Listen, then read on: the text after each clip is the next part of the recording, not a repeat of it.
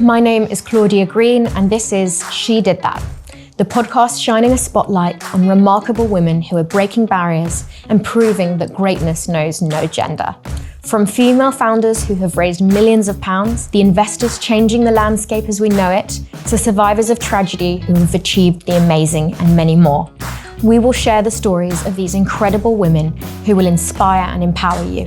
In order to support us and these women, please subscribe on your viewing or listening channel of choice so we can continue our mission of sharing the stories that should and need to be heard. Today's guest came from Turkey with 2 suitcases, not knowing a soul in the UK. She went from selling vodka from pub to pub to raising $80 million for her deeptech startup, and now has a new venture tackling pandemic of loneliness. I'm really excited to introduce founder and CEO of Streetbees, Tugce. T, thank you so much for being here. I'm really, really excited to talk to you. We've got a lot to delve into. It's my pleasure. So just to start off with, I'd love to get more of a background on you. Obviously, you were born in Turkey, but I'd love to hear a bit more about your early life and your school and kind of what led you to London. Well, that's a really good question. I haven't actually thought about it in a long time. I was born in Istanbul and lived maybe like half of my life there. Very different setup. It's a massive city. The population is about 15 million now. And growing up in such a big city, especially as a girl, it was quite a different experience. But I think in a lot of ways that helped with the later life as I go through.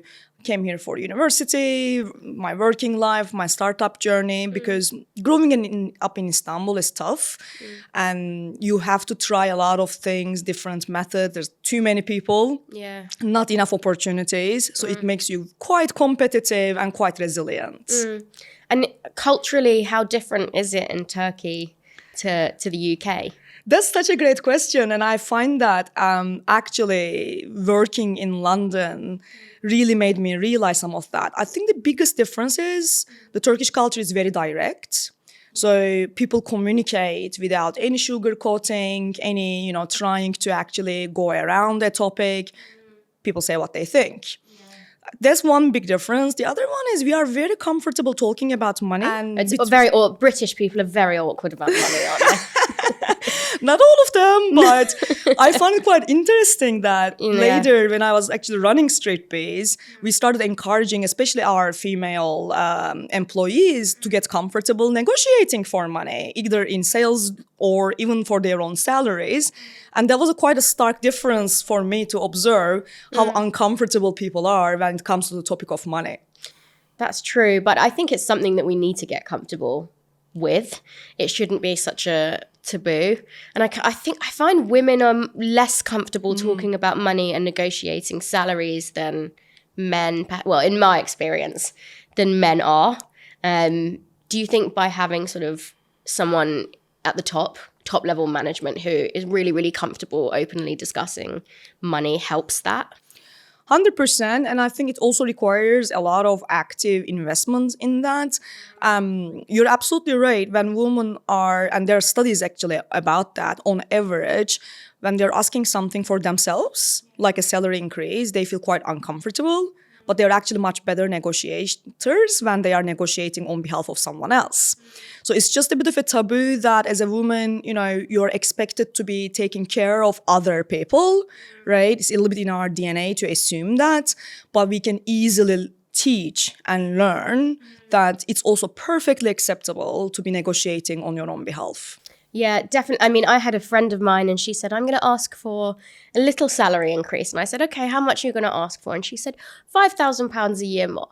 And I said, you know that I've checked other people that are doing your job and you should be on about £20,000 more than you earn. Yes, but I sort of want to work my way up to it. I want to see sort of how it goes and then gradually move up. And I said, you know what, do me a favor, go in there and ask for 30K more. And she said, there's absolutely no way that I'm doing that. And I said, please, for me. I said, see what happens. And I managed to convince her to do it. And she went in and she said, I've checked the market and I know that I'm worth £30,000 more. And they said, yeah, you're right. Okay, we'll up your salary by £30,000. I hope she took you out for a dinner. She did.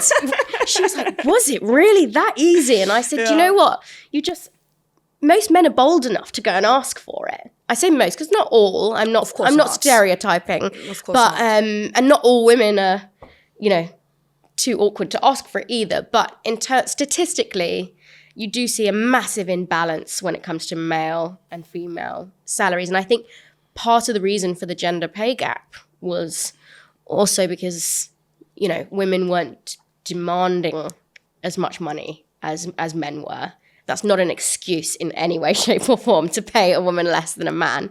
But I just think the approach was entirely different. How old were you when you moved to the UK? I know that you studied here. I'd love to hear a little bit more about, you did your PhD in Cambridge. And dropped out. I was 23 when I moved. And this is really funny because I literally had a one-way ticket to Cambridge without having seen anywhere in the UK ever in my life.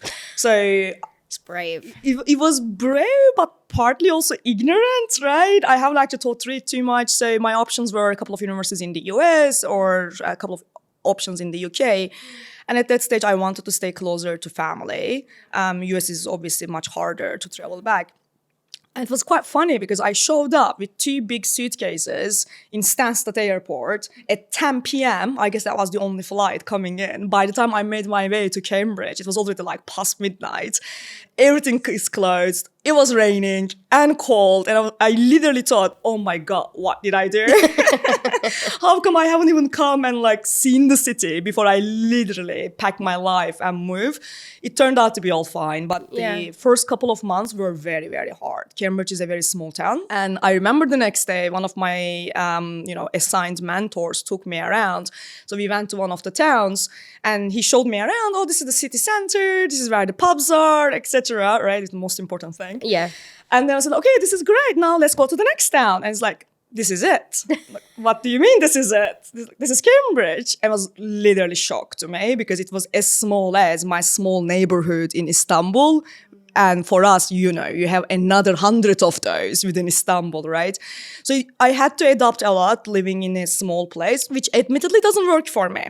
I didn't like it. So I moved back to London as quickly as I can. It's a completely personal preference, I think, what kind of environments you like. That must have been quite scary for you, though, turning up in a place you've never been before. And it's, it's one thing going to a really large city, but you're going to a small town with no one. Did you come in literally knowing no one? Yeah, I knew no one in England. My English, I thought, was good, but it turns out it wasn't that great. So I show up at Cambridge and then lectures were never a problem because you learn how to read and write pretty well quite quickly. But when we were going to pub and then talking to people and they make jokes, you don't understand the jokes. They're not funny to you, We underestimate how actually hard it is to adapt. In a year, it was fine. Yeah. But the first year I would say it was more new and interesting than scary. I mean, there's nothing to be afraid of. You're going to be fine. But it was a lot of adaptation that was required. Yeah, I bet. And how long did you study at Cambridge for before leaving? So I did my master's degree there. It was fully funded by Cambridge. And then they gave me a position for PhD, which was also fully funded. So it was a fantastic offer to say no to. And everyone in my family is a professor. My dad is a maths professor. My uncle is a physics professor. So I was like, okay, surely that's what you do. When you finish your master's degree, you go on to a PhD program. It wasn't the right decision for me. And it was so interesting. The first year of my PhD, I lived in India. I was at the time working with the World Bank, and we were doing research on understanding how different World Bank programs are having a different type of impact on poverty alleviation in India. It was the most interesting year of my life. We started traveling from Kolkata down to Chennai, went to Bangalore, and then up all the way to north around Gurgaon, New Delhi, that region where there are a lot of textile factories. That part I loved because it was an anthropologic research. We were sitting down with families who lives at an income under $1 a day. Oh, wow. And we were basically trying to see the impact that these different World Bank policies, including something like microfinance, have on their lives. Yeah.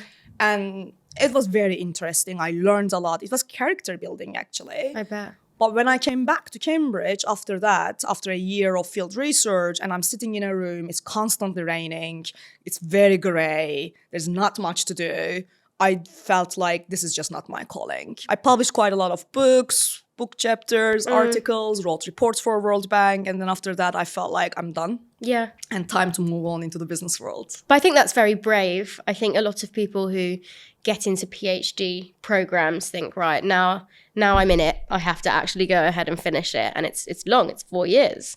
And that's a huge commitment when you've already done an undergraduate degree and a master's. It's a big chunk of your 20s, isn't it? 100%. If you're enjoying it, fantastic. You should go ahead and do it, especially if it's a funded position. You know, it's a fantastic opportunity.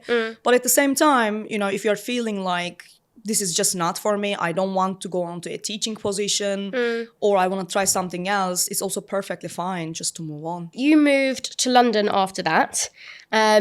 Tell me about your first job and how that came about, because you obviously switched worlds quite dramatically. You've gone from an educational world where perhaps you don't earn much or any money into a pretty high-pressured melting pot of competition and masculinity.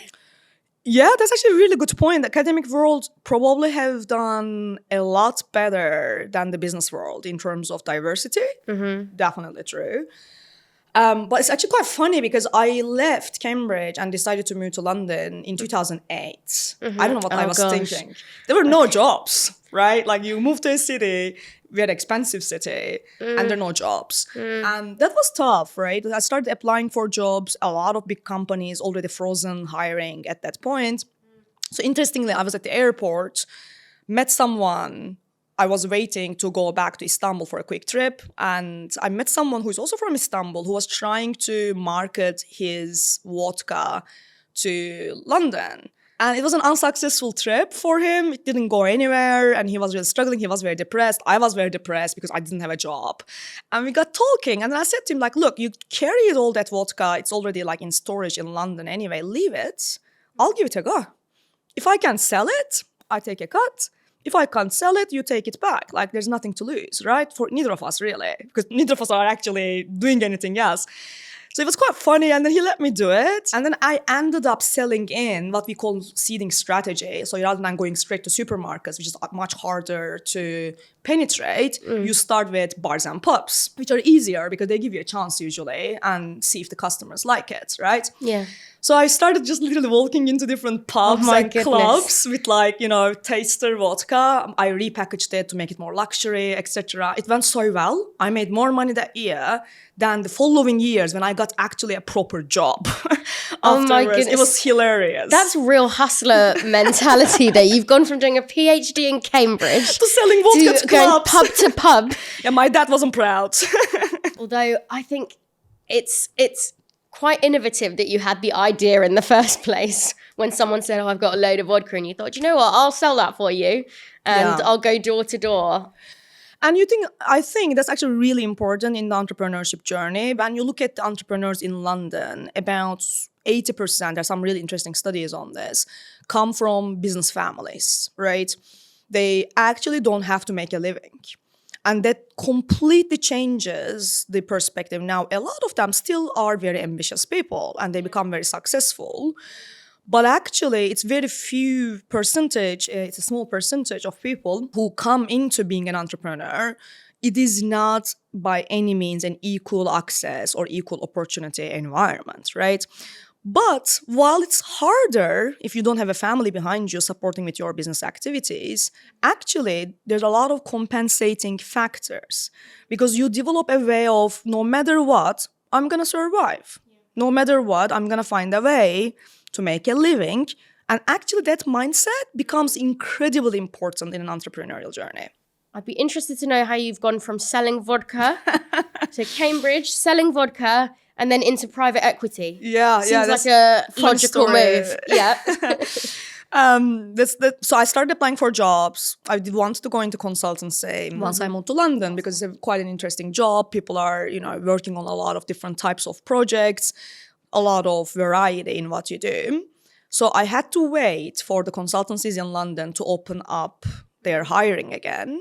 And then I had some friends from Cambridge who helped me get an interview. I mean, it's an incredible world, right? You later, when I was hiring in the same companies, I know that you get thousands of applications. You're going to hire 2 people. Yeah. Right. And it's a very tough environment. But once I got the interviews, they went quite well. I got an offer, and then they start you 9 months later because they have this class system, right? Everyone starts at the same time because they're going to train you, etc. So I went into Parthenon Group, which got acquired by EY, and I went straight into private equity practice. So our job was to help private equity companies make acquisitions, mergers, or help them with their portfolio companies to be able to grow them internationally, accelerate their organic growth, etc. It was super interesting. Much tougher environment for sure compared to our relaxed life at Cambridge. But I loved it. It was really interesting for me. You hear a lot that going into consulting and private equity, although it's very common for graduates to go into that, it's quite long hours, very, very challenging. Day to day, what was it actually like? I was insane. You have no life. Absolutely, you have no life. For first 3 years, I think, you go in at 9, you don't leave till midnight. Wow. It was literally 15-hour easily working days. Yeah. We were lucky we didn't have a lot of weekend work, so you can actually recover on the weekends. But during the week, I wouldn't make it home before midnight or 1 a.m. most of the time. You just have time to sleep, take a shower, go back to work. That's it. That's your life. And that's tough. Of course, that's very tough. But I think our generation had a different perspective on this. For me, that was, at the same time, I'm given a great opportunity. Yeah. I'm actually working with the CEOs of the most interesting companies in the UK, right? And they give me time, we sit down, we are helping them with their strategy and growth, etc. But they're also helping us to learn how a business is run, how they operate, how they make decisions. So from my perspective, it's not a regret at all. I think it's just, you're young, you have energy, you're paying your dues. And then it eases out after that anyway. As you get more senior, it gets slightly easier. But by slightly easier, you still don't leave before 9 p.m. I mean, that's tough. Slightly easier. You can see how people do it in their 20s and then perhaps burn out quite quickly and then have to step back. I'd love to know how Streetbees came about. I personally have heard of Streetbees probably about 5-6 years ago, but that's because I'm in the recruiting world. Yeah, of course. But I think most people have heard of Streetbees. So I'd love to know how the idea came about and how you got started. And then I really want to delve into the fundraising aspect of it as well. Very happy to. So actually the idea came from a problem as consultants and working in the M&A space. We had a big problem in terms of access to data. So when you're looking at a company, you're evaluating and you're going to decide on their valuation, you need to do a lot of analysis. Some of this data comes from the company itself, but you also have to do benchmarking, competitive comparisons. And it was quite interesting, actually. We were working with the Just Eat team pre-IPO, and we were trying to understand the market size that they can access after IPO, if they extend to Brazil, Saudi Arabia, United Arab Emirates, Russia at the time, etc., right? There's no data. Yeah. So we literally had to find people in Brazil, go street by street, and every time they see a restaurant, they press a button. And if the restaurant does takeaway, they press another button. And we had to generate our own data sets like this, right, for these decisions to be made. Made no sense to me. I was thinking that, well, there are people who pass by these restaurants in Brazil every day. They all have a mobile phone. So if we find a way to tap into them while they are just roaming around, getting on with their life, we can actually generate these data sets faster, in a more reliable way, and also with time series. Because when you do ad hoc data collection like this, it's one-off. What we don't know is, did it grow more than what it was last year? Is it a pretty static number? And the trend is super important in your decision if you're going to acquire a company or not.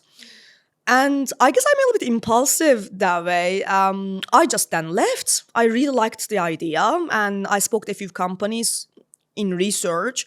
I told them that they should do it, and as a buyer, I would buy their services if they did do it. But these companies are very traditional, very old school. They said, well, that doesn't sound like data to us. Well, it is data, but this is about now 10 years ago. Unstructured data wasn't considered data then, right? It changed now. So I decided that, okay, if they're not willing to do it, I can totally see the opportunity.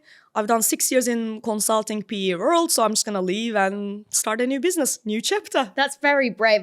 I think one theme that I can see with you is that you've done some very brave things. You've left your country, gone to somewhere you don't know. Then you've gone door to door selling vodka to make ends meet. You've gone into a heavy 16-hour-a-day job, and then you've just left. Yeah. And to start your own venture, which is really admirable. I think a lot of people would be too scared to do that. What kind of drove you and gave you, was it the belief in the idea itself? Or was it more, right, I've done my time here, I can afford to take a bit of time off and see if this works? I think we all have that courage inside ourselves, right? And why maybe is it easier for me to make those decisions? It's very simple. I think about, what's the worst thing that can happen? It fails. So what? I get another job. Yeah. Like, it's not that big of a deal. We live in a big city. There are a lot of jobs. Yeah. Even if it's a struggle for a couple of months, this is something I want to do. And I'll give myself a chance to do it for a year. And if it doesn't work out, I'll get another job. See, that's what I love. I think a lot of people who start ventures say, what's everyone going to think of me if this fails? Okay. I know for me, when I started my business, I thought, now all of these people know that I've started a business and people see me out, they congratulate me. Oh my gosh, you founded your own business. Well, founding your own business doesn't mean you have a successful business. It just means that you founded a business.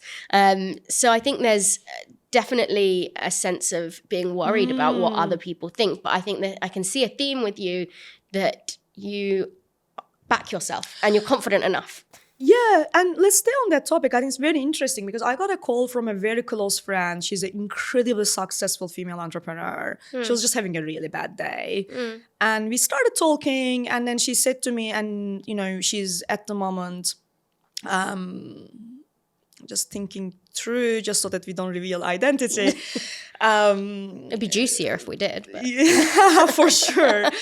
And she was just having a really bad week, and there are circumstances which makes it feel that way. But her biggest worry was, if I make that decision, which is actually probably the right decision for her at this stage, what is everyone going to think of me? And what is going to be my image in the world? Like, this entrepreneurship, my business is my identity, and if it's not there, like, who am I, right?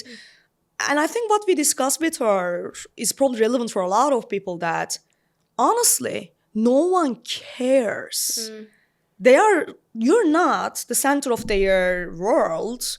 They might just maybe care for about 3 minutes when they first hear the news that you left or you failed or you closed down a shop, whatever. Honestly, it's not going to take more than 3 minutes of their time. They are going to move on. But you're gonna feel the pain. You're gonna be upset. You're gonna drag yourself down. You and your immediate family are the only people who actually care, right? Yeah. We exaggerate in our heads what our image is in public, what people think. The moment you realize that people don't care, then you don't need to care either, right? It's your decisions, it's your own happiness. If I really worried what people would think when I drop out of PhD, I would have made myself miserable doing something I really didn't want to do. I think it really liberates you to remember that no one cares. So you can actually do whatever you want to do, and people will just get on with it. Yeah, it's true. And I think when people are calculating the risks when they're starting a business, I definitely think a big factor in the decision-making process is, what will people think of me? Obviously, there are a lot of other factors, financially, can I make this work? Does this fit with my personal life? But I do think, just based on the amount of founders I've spoken to, there is this keeping up with appearances side to it that I think it's a shame, because I know a lot of people that haven't taken risks because they were worried about how it would look. Yeah, for sure. And I think that really probably brings us to understanding how you define failure and what it means to you, right? Because again, it liberates you in decision making. I think it's a great sign of successful leadership to know when to walk away. And this is something I've done a lot of negotiation classes back in the time. I studied political science in my undergrad. And one of the things that we used to teach people is even in a negotiation table, you do need to know where your boundaries are and what is the time to walk away. And that actually facilitates achieving a result in a negotiation. If you have no boundaries and no matter what happens, you're not going to walk away, that's not a healthy situation at all. So if you come to like what failure means, I actually struggle to understand what people mean with it most of the time. In my thinking, there's no such thing as failure. There are attempts, there are trials and tests, some of which succeeds and goes in the way that you planned, some of which goes in another way. Let's not call it failure. They just went in a direction you didn't think it would. You learn a lot from it, right? You develop as a person out of it. And then if you tried something enough times and your learning showed you that this is no longer the way I want to go, you change path. I think that's a very rational, actually that is the rational way to move forward, rather than just repeating the same thing just with the worry that, oh, I'm not going to accept that this thing didn't go in the direction I planned. We don't have to go too much into the philosophy of that, but that actually comes from a very anthropocentric view of the world that humans can control events. If you take a more Buddhist philosophy or some sort of an understanding of, being in an omnipresent existence with the world, you accept that you are so small and you are so unimportant within the grand scheme of things. A, no one cares what happens to you, what you do.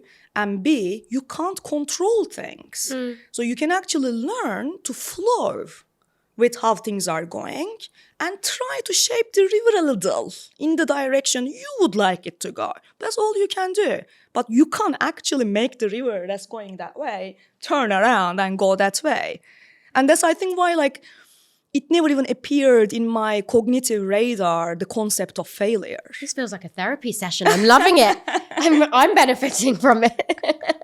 So you thought of Streetbees. Yeah. How did we go from idea to a running business with millions of pounds in the bank? Let's start from the beginning.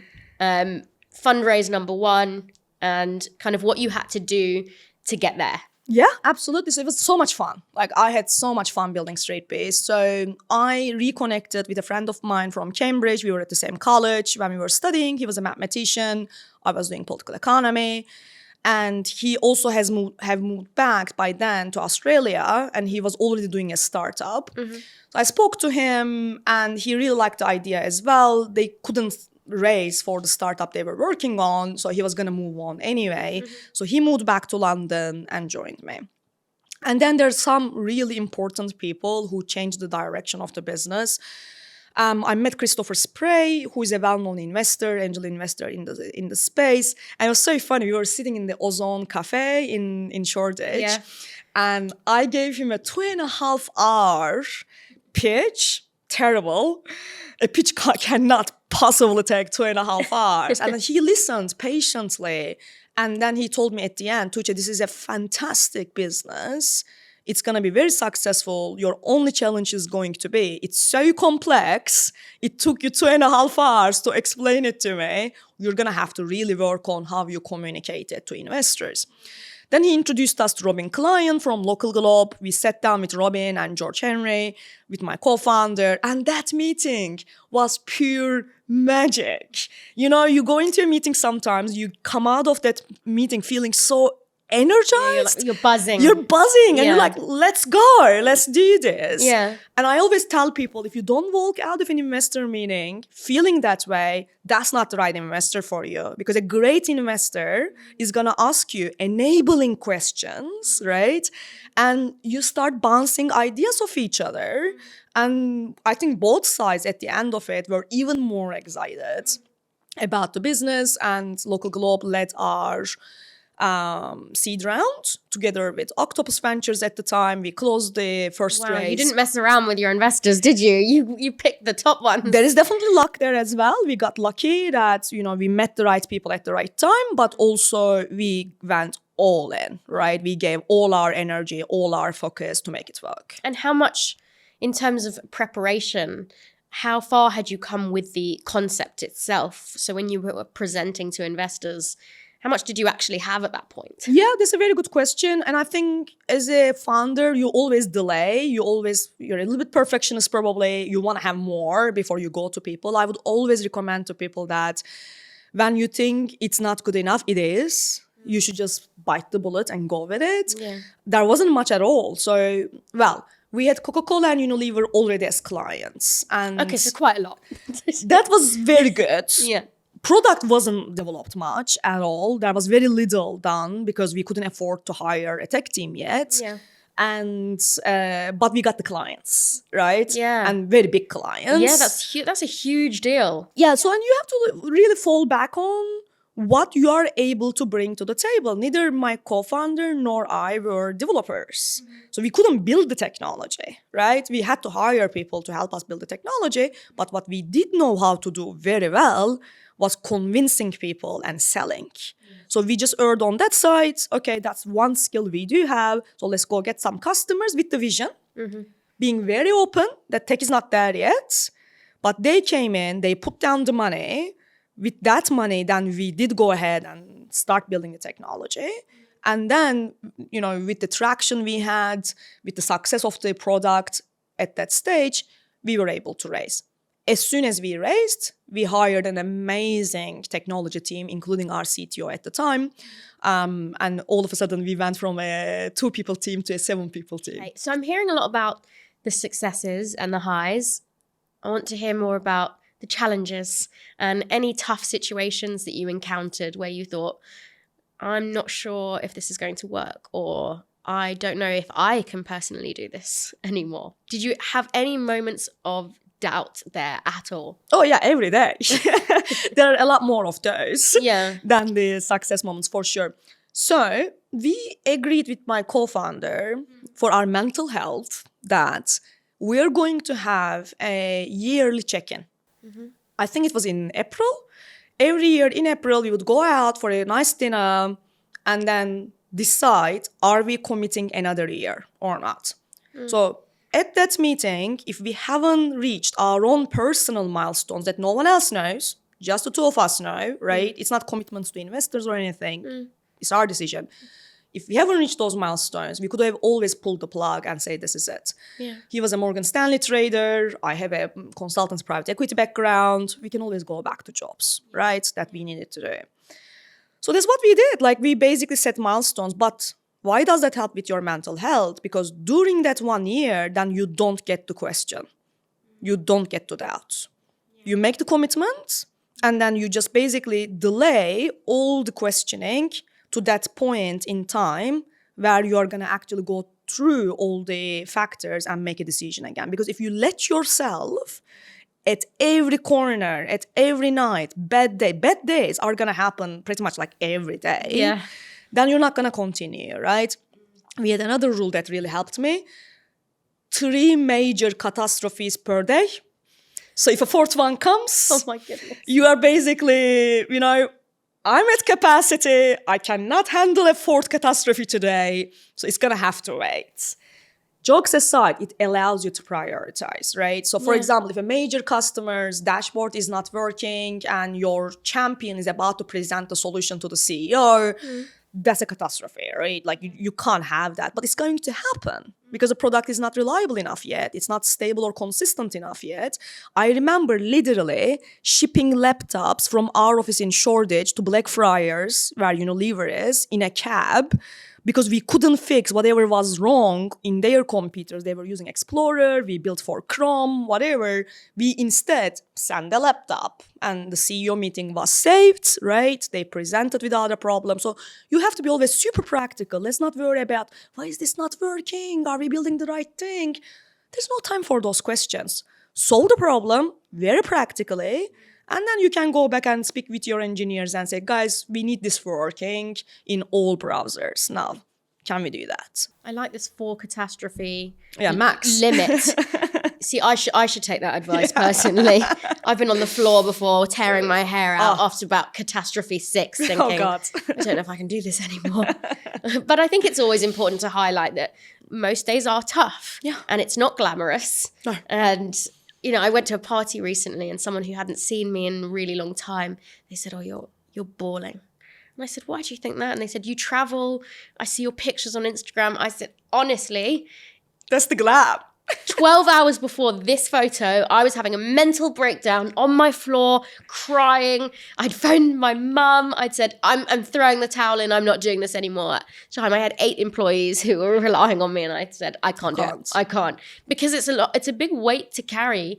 And I think the more you grow, the more risk there is. People think, as you get more and more successful and you build a more successful company, then it gets easier. But in fact, that's completely the opposite, because you have so many more people that are reliant on you. And you had, how many members of staff did you grow We went up to 200, yeah. So that's 200 lives Yeah. to take into account. Did that pressure ever get to you, or do you feel like you just can't go there? No, I guess that's not the way I think about it. It's really interesting what you're saying, right? It's probably more about believing deep down things are gonna be fine. And keep reminding yourself that, right? No matter how hard things are, it may be unpleasant. I may not have fun, and I may not even sleep, but things are gonna be fine. And I think you got to keep repeating that to yourself. And then, once every 6 months, once a year, review the situation and make a decision again. I had another really good advice. I had a very dark period where I think it was 4 years in, 5 years in, we went through 100% year-on-year growth years, raised a lot of money, grew the team massively. We got to China, India, US. We had people in France, Switzerland on the ground. Amazing. And then you hit a slump. It may be because of a recession, or it may be because you don't know, right? And then we had a year where we grew 40% year on year. For a VC-backed startup, that's not good. That's not a great year. Now what? And sometimes you don't even know immediately what the reason is. Very common problem for a lot of startups. And I also started feeling like, okay, you can keep delaying not asking the question for a year, but that day is gonna come and you're gonna ask that question. And there were definitely times I felt, I don't wanna do this anymore. Not that I can't do it. I don't want to do it anymore. I don't wanna live like this anymore, right? No life, no sleep, like constant pressure and stress. And I hope you wouldn't mind me saying this. I had a chat with Robin at that point, right? We sat down. He's a very experienced entrepreneur and investor. And I told him, and I'm expecting him to say to me that, what are you talking about? We invested so much money in you and in the business. No, he didn't say any of that. He said to me that, Tugce, you're doing this only because you want to do this. If you no longer want to do this, you should leave. That's very unusual. How liberating. He's got skin in the game there. He does have skin in the game, Yeah. but he did the right thing because he knows a depressed, unhappy founder is not going to be a successful founder. He showed me something there because I walked out of that room, first feeling very relieved. If I do decide to leave, none of these people are going to feel like, oh, you disappointed us, you let us down. He was like, it is another business. In the grand scheme of things, nothing is that important. Don't be miserable, right? But also it made me realize, he reminded me, I am here and I am doing this business because I want to. Yeah. right? And then, in a couple of weeks, I put myself back together and then started feeling like, all right, we're going to do this. I found the energy to go again and see, can we come up with another approach? And it got really exciting because we partnered with OpenAI and we always worked so far on the deep technology for building knowledge graphs using NLP, which was quite unique at the time when we started doing this. A lot of knowledge graphs rely on discrete numerical data, right? We took text, image, videos, voice, what we call unstructured data, and started building taxonomies and a knowledge graph system on that, which was unheard of at the time, right? So it was super exciting. But then things got even more exciting when we started tapping into large language models. This is 4 years ago, before GPT came out. And then I also had a new CTO coming in at that stage who was a very experienced machine learning person. And that's new technology gave me the excitement for another 4 years. At what point did you, because in total you've raised £80 million? Dollars. $80 million. How many series? Too many.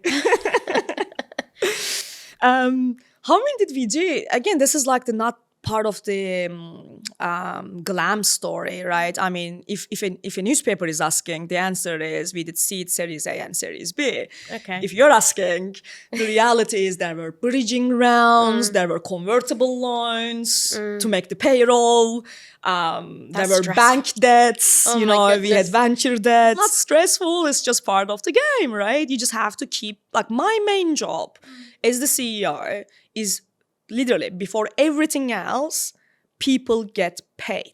Yes. You don't have a more important job. It's not investor milestones. It's not even client deliverables. Your main job, get people paid. So if you're actually in a situation where you're not going to make the payroll, you're just going to have to find that money. Right? And if that's a convertible loan, venture debt, or bridging, whatever it is, you're just going to have to do it. So there were a few of those small amounts. Series B was a £30 million round, so that was quite a large round led by Lakestar, but we also had a venture debt arm at that stage. Why we do that? Because as a founder, you get diluted less if you take loans rather than just selling equity. So I would always recommend to people, from the moment the banks are prepared to give you a loan, take it, right? It's actually a cheaper way of financing the business in the long run if it's a successful business. Yes, but arguably, it sounds like in your case that had you not had the right investors at the very beginning, you may not have ever so true got to that stage. So true. If you hadn't had Robin Klein and Local Globe, then arguably, you wouldn't have had that same mentorship and direction. I can't thank them enough, 100%. And I think in a founder's life, having the right mentors are very important, right? I think at this stage, Local Globe is one of the most well-known funds for seed funding. And it was in the news actually a couple of days ago. They generated the most unicorns in the European ecosystem, right? And I'm so happy for them. And they totally deserve it because I think it's one of the most founder-friendly funds. Now, I had other people I worked with, and I'm also now angel investing and mentoring a lot of other founders. The stories of that not being the case are more often. So if you're not funded by a very founder-friendly fund, or if you're working with a partner who is not necessarily is in your corner, that's okay. You can still make it work because most people are going to be in that situation, at least at some part of your journey.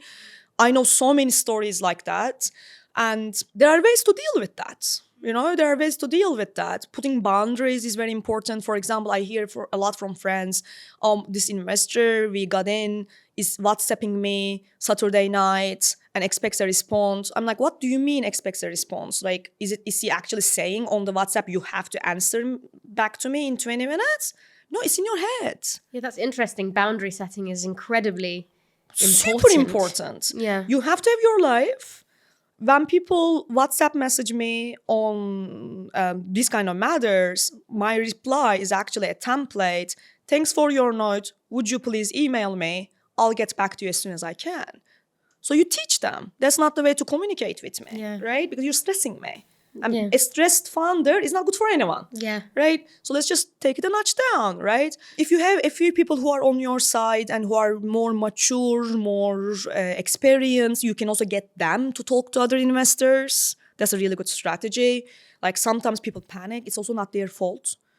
You don't know their funds mechanisms. It may be that they are getting a lot of pressure from their own CEO or from their own LPs and they're just passing it down to you. Very possible.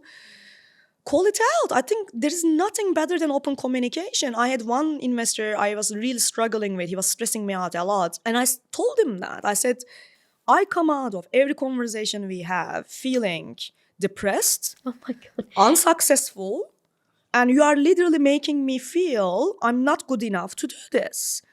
So we have two options. That's brave of you to say that. It's right. It opened a path for both of us to move on. I told him that we have two options. You can step down from your role in our business, assign someone else. Yeah. This is not your fault. Our communication mechanisms are just clashing, right? We're just not on the same page. Or you can help me, right? Like we're going to do this. We have a very clear path. We're going to move forward with that. Here are two things you can help me with, right? But the way this is working is not working for me, right? And people need to know. They may not be aware. And he was shocked when I told him that. He was like, oh, I'm so sorry. I never realized that was the impact on you. I was like, literally, I'm dreading meeting you now. Do you want to be the That's person? honest. Yeah. Well, that comes back to Turkish directness, I guess. But it's so useful because you're setting boundaries and you're protecting yourself, but you are also protecting the relationship that you have in a business sense and how you can move forward because it's not constructive. So tell me a bit more about your decision because you stepped down as CEO. How did you come to that decision? Did you have one of your yearly dinners and say, no, I'm out? We literally did, yeah. And again, I'm actually very proud of that decision. Why did we do that? So Streetbees grew to a place where we were making, I think I left around $1.2 million a month, so roughly like $14-15 million a year annual revenue. Business is more stable and it's actually getting, last year we grew 37% year on year, right? So it's now at a stage, it's like a good mid-sized business growing at a healthy rate, right? And it's not exciting for me. And I think that's okay to say that. It's a nice, healthy business for the right CEO, very interesting gig, right, to do. But what I gotta get excited about is implementing new technologies, right? Taking it to people, what is actually like mind-blowing technological solution. And I realized we had that meeting with my co-founder and we said to each other that, okay, this is it. Yeah. We've done what we can. You know, the business reached its certain limits. So also more importantly, the pull factor was very strong. At Streetbees, in our research, we realized that about 60% of the modern society, through the data we are collecting, we can see is consistently suffering from loneliness, endemic loneliness, right? It was becoming actually quite chronic at that stage. And we had a lot of follow-up research. We did secondary research to understand why is this happening. We are losing intimacy. We are losing connection. Technology has a role that it's playing there. Yeah. But it's more than that, right? There are a lot of reasons for that, which probably we don't have the time to go into. We wanted to do something about that. To me, that is like probably even a bigger problem than COVID. COVID came and went, and obviously it was incredibly hard to deal with, and we lost a lot of lives. We are now out of it to a great extent. Whereas this loneliness, it's one of the number one reasons for depression, heart attacks, and actually it has a more hefty impact on the healthcare and the total cost for NHS than COVID. We're just not really realizing how big a problem that is. So we said that we want to do something about this. And we wanted to apply similar deep technology using generative AI and large language models to bring a solution to the world that helps us to get more intimate and close with each other. Okay, I like that a lot. I mean, COVID was definitely a weird time. Very, very strange times. Very but hard. I do think you're right. I do think it further highlighted this pandemic of loneliness that everyone has experienced, that people often only associate with elderly people. But I think we don't realize that so many people are lonely. You might go to the office and be around people all day, but when it comes to your intimate relationships, can you share? Can you be yourself around them? Yeah. We had records from people, I have 3 kids and a husband, and I feel like no one understands me, no one is listening to me, I don't have a goal in life. What happens? Why are we like this? And then we actually see the index. This is less so, fewer people feel this way when you go to Vietnam, Indonesia, or even within Europe. It's less often to see this in Italy, right? In Spain. So what is the reason of that? It really comes down to connections. So it's not sunshine and pasta. Well, there's that too, right? There's definitely the food. Food plays a big role, but also as a social glue. Yeah. Right. So this is how we come to this idea. We're building now a business called Alchemy. Mm-hmm. And what Alchemy does is it's your personal matchmaker. And our starting point is to find love, but someone who you can deeply connect with. The depressive impact of the current dating apps, how it's creating this whole ghosting culture, swiping. We've all been ghosted a few times. 100%. I don't know anyone in our age groups who hasn't experienced that. It's a horrible thing, isn't it? It's absolutely, we all hate it, Yeah. but we all still use it, Yeah. right? Because there are not many other, well, we think there are not many other options. Yeah. And the whole idea of dreading a date, right? Like people are not even wanting to go anymore because it doesn't go more than a first date. People just, disappear from Earth after a date. But even also like not getting any matches. I mean, this is really interesting. If you look at the dating stats, women get overwhelmed with too many matches, but then people are not properly responding or dates are not going anywhere. And many men, 80% of men in dating apps hardly get any matches at all. Imagine how depressing that is. Dating apps created a dating fatigue. They created an illusion that we have too many options to choose from, which is not true. It's an illusion. But that illusion led to a place where we feel every single conversation I have or every single date is disposable. I can just move on to the next one. Exactly. But I think that's generally the problem here, is that people are going on dates or getting into relationships and they're saying, but maybe I could find a better connection, or maybe I could find someone better looking, or, it's constantly striving for more 100%. and more and more. And I think that's so toxic. And it's so different from, back in the old days when You meet someone in a pub. organically, yes, instead of matching and then meeting and having 3 dates, and then you think, oh my God, I can see myself walking down the aisle with you, and then you never hear from them again. 100%. And I think that has really took its toll on our mental health. Yeah. To the extent that like some of my girlfriends now tell me that I don't want to even go on any dates because I don't think it's going to go anywhere and I'm so sick of disappointment. I can totally understand that. My challenge personally was when you go to dating apps, you have hundreds, thousands of matches that you need to go through. What is my criteria? I want to be with someone who is independent, adventurous, intelligent, and hang on a minute, I can't filter by any of those in the dating apps. I don't care about height. I don't care about a couple of images, right? And it didn't... Neither. Well, we all care about a little. You have to have chemistry, hence the name of the company, Alchemy. But it's not the only criteria, right? Like you can meet someone who's incredibly good looking that you are feeling quite attracted to, and you might even have a couple of, really fun dates, etc. But you're gonna get to a stage, they're not going to be consistent, reliable. And, when you're having a really hard day at work, you're on the floor, they may not be the person to pick you up or make you feel good about yourself. Well, I think values change as well because, if I, in my 20s, if I'd gone on a date with someone and they said that they were emotionally available, stable, reliable and loyal, I would have fallen asleep. And now I've never heard something so exciting in my life. I love it. And that's totally fine. Our preferences change. Yeah. And the dating apps are not built for people who are looking for a meaningful, deep connection. I don't think dating apps have any problem for earlier stages of our life when we are looking to have some fun, some adventures, meet lots of people, and people should do that. That's a lot of fun. But then either by age or by stage of life, whatever it is, you reach a point where you're like, okay, I want a life partner.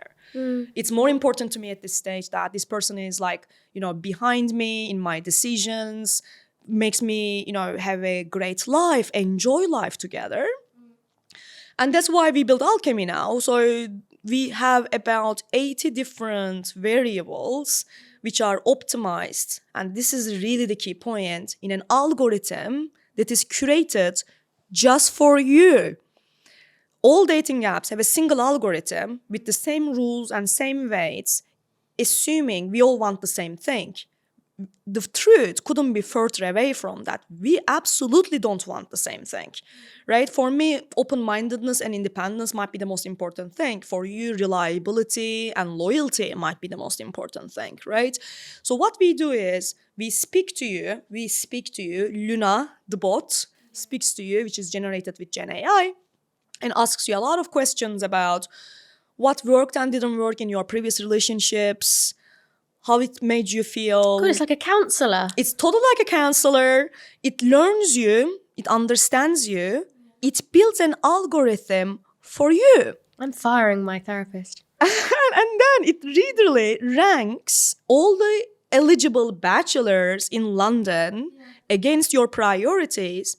And we handpick them and personally introduce you to each other, because we already did the calculation. What he wants and what you want is a fantastic match to have a successful long-term relationship. And then we basically put you guys in touch to meet.